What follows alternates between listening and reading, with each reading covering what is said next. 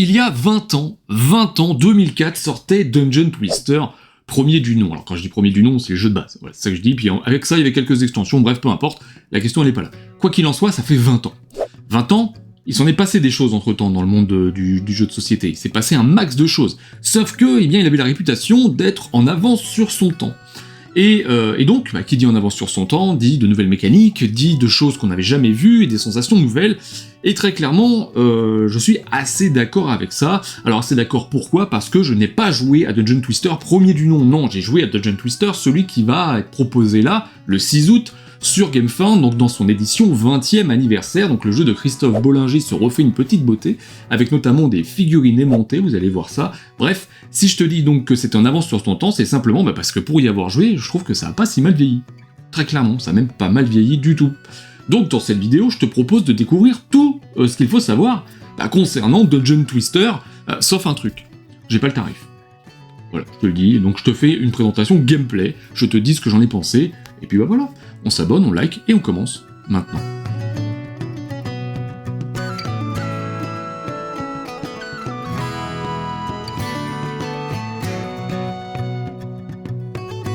Donc Dungeon Twister édition 20e anniversaire. Alors ça, ce que tu vois là, c'est un prototype, work in progress, ça veut dire que c'est enfin, il y a du travail, t'as compris quoi.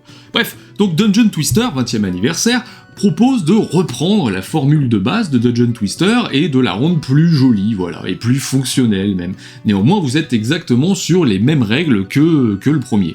Tout simplement. Donc si vous connaissez Dungeon Twister, eh bien, vous n'allez pas être dépaysé. Si par contre, vous ne connaissez pas Dungeon Twister, voilà, je vous explique rapidement ce que c'est. Dungeon Twister, c'est un jeu dans lequel vous allez vous affronter, donc avec 2 joueurs dans sa version de base, et donc le but, c'est que vous avez donc certaines cohortes d'aventuriers, vous en avez 8, vous en avez 4 de base que vous allez sélectionner dès le début, et à partir de là, eh bien, vous allez pouvoir réaliser des actions, et donc c'est les actions, à quoi vont-elles servir ? Eh bien, votre but sera d'obtenir des points de victoire, donc d'obtenir 5, et pour ça, vous avez plusieurs manières de procéder, il va falloir vous échapper du donjon en passant par l'entrée de votre adversaire, ou alors éliminer des adversaires au combat. Voilà comment ça va se passer. Donc comme je vous le disais, vous allez sélectionner 4 personnages pour démarrer, vous allez mettre donc sur votre entrée principale qui correspond à votre couleur. Et à partir de là, vous avez un deck de 4 cartes, voilà, vous avez une main surtout de 4 cartes, qui affiche 2, 3, 4 ou 5 points d'action. Au départ, vous êtes obligé de jouer la 2, mais bon, ça peu importe, c'est une subtilité de règle, on va pas s'attarder là-dessus, quoi qu'il en soit. Au bout d'un moment, vous allez jouer des cartes pour avoir un certain nombre d'actions. Ces actions sont représentées par des petits jetons, donc vous allez retourner un jeton lorsque vous allez réaliser une action. Et qu'est-ce que vous allez pouvoir faire ? Eh bien, c'est très simple, vous allez pouvoir vous déplacer sur le donjon, mais avant de vous déplacer, il va falloir révéler des tuiles. Et ces tuiles, donc elles sont face cachée au départ, vous avez un rectangle de 2 par 4 qui correspond donc à votre zone de jeu. Il va falloir révéler, donc retourner des tuiles, vous la retournez, vous la placez, et à partir de là, vous mettez les différents éléments qui s'y trouvent, parce que lors de la mise en place, après avoir sélectionné des personnages, vous avez placé avec votre adversaire des jetons face cachée qui correspondent à vos objets, à vos personnages et aux personnages adverses, et donc lorsque vous allez retourner la tuile avec des objets dessus, vous allez devoir donner vos objets à votre adversaire et prendre les objets de votre adversaire qui se trouvaient sur cette tuile, parce que c'est le joueur adverse qui place vos jetons et vice versa, donc on les place sur le terrain, si c'est un nouvel aventurier, on place la figurine, si c'est un objet, on le place sur l'une des cases proposées, et à partir de là, vous allez pouvoir donc vous déplacer sur cette tuile, c'est une autre action, vous allez vous déplacer d'un certain nombre de points, d'un certain nombre de cases qui sont indiquées sur la carte du héros présentée, et donc hop, vous vous déplacez, et si vous passez sur un objet, eh bien vous pouvez le ramasser, vous pouvez porter un seul objet, mais cet objet a des propriétés spécifiques, et donc tout ça c'est référencé sur un petit deck de cartes. Donc vous allez vous déplacer de cette manière-là. Vous avez une autre action qui va vous permettre de faire pivoter les tuiles sur lesquelles vous êtes, donc Dungeon Twister, on va twister ces différentes tuiles suivant la flèche qui est indiquée dessus, donc si vous êtes sur le mécanisme de rotation, vous allez pouvoir dépenser un point d'action pour la faire tourner, mais pas que, vous avez la possibilité, plutôt que de faire tourner la vôtre, de faire tourner celle qui est pairée de la même couleur et du même numéro, donc autre part sur le plateau qui est révélé. Si vous êtes sur une tuile grise et que l'autre tuile grise est révélée, eh bien vous allez pouvoir la faire pivoter et un petit peu embêter vos adversaires ou vous arranger pour pouvoir passer. Voilà, ça c'est une mécanique qui est très intéressante dans Dungeon Twister, qui était clairement en avance sur son temps, en tout cas à l'époque. Et l'une des manières donc de remporter des points de victoire est de s'affronter au combat. Donc lorsque vous êtes adjacent à un adversaire, vous pouvez déclencher pour un point d'action un combat. Et donc comment ça se passe ? Eh bien c'est simple, vous avez une main de cartes avec des points de combat supplémentaires, vous allez pouvoir en choisir une et la placer face cachée, et chaque joueur va la révéler. Vous allez pouvoir ajouter les différents points supplémentaires qui concernent votre personnage dans ce combat. Donc vous allez avoir les points de votre carte bien évidemment, mais également les points de force du combattant qui est impliqué dans le combat, ainsi que l'éventuel objet que vous portez qui pourrait vous aider. Et vous additionnez tout ça, et celui qui a le moins, eh bien forcément, est battu. Dans ce cas-là, sa figurine est blessée, donc on la met couchée, voilà, en tout cas dans cette version prototypale, c'est comme ça que ça se passe. Mais si jamais ce personnage blessé se faisait attaquer de nouveau dans un tour ultérieur, eh bien il serait éliminé, et donc le joueur qui l'a éliminé remporterait un point de victoire, tout en sachant qu'il est possible de transporter les figurines blessées pour les extraire finalement du combat si jamais on a un allié qui passe par là, voilà. C'est une notion à prendre en compte. Une autre manière de gagner des points, comme je vous l'ai dit, c'est de sortir du donjon, donc par l'entrée adverse. Et bien là c'est très simple, s'il y a une liaison qui existe et que vous êtes suffisamment à portée pour pouvoir vous déplacer sur l'entrée adverse, et bien hop, vous sortez la figurine du jeu, c'est terminé, et vous remportez un point de victoire supplémentaire, voire deux si vous utilisez le gobelin qui a cet effet spécial. Voilà.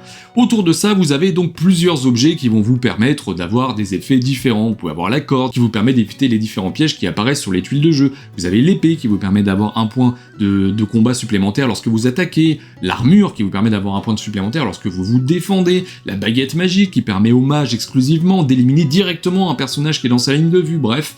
Vous avez une ribambelle de petits effets qui sont très intéressants, et également chaque personnage a donc sa caractéristique spécifique, un pouvoir que vous allez pouvoir utiliser contre un point d'action, comme la voleuse qui va vous permettre de vous placer directement sur les pièges pour faire passer ses petits copains. Vous avez le troll qui lui va permettre de se régénérer si jamais il est blessé. Vous avez le guerrier qui lui va permettre de casser des portes pour pouvoir laisser passer les autres personnages au travers. Bref, vous avez un effet pour chaque personnage, et ces effets vous allez devoir les utiliser de manière stratégique afin de pouvoir favoriser votre progression, que ce soit donc vers la sortie ou en combat. Donc voilà ce que va vous proposer Dungeon Twister édition 20e anniversaire. Sachez que les extensions sont en cours de préparation également. Pour ceux qui se posent les questions, vous avez des actus donc sur la page Gamefound que je vous invite à aller voir, je glissais le lien si j'y pense dans la description, qui vous permettra donc de checker un petit peu ce qui est le travail qui est en cours autour de ce Dungeon Twister 20e anniversaire. Voilà, c'est tout ce que j'ai à dire concernant le fonctionnement de ce jeu, et qu'est-ce que j'en ai pensé ? Eh bien pour moi c'était une découverte, parce qu'encore une fois je n'avais pas joué au premier jeu.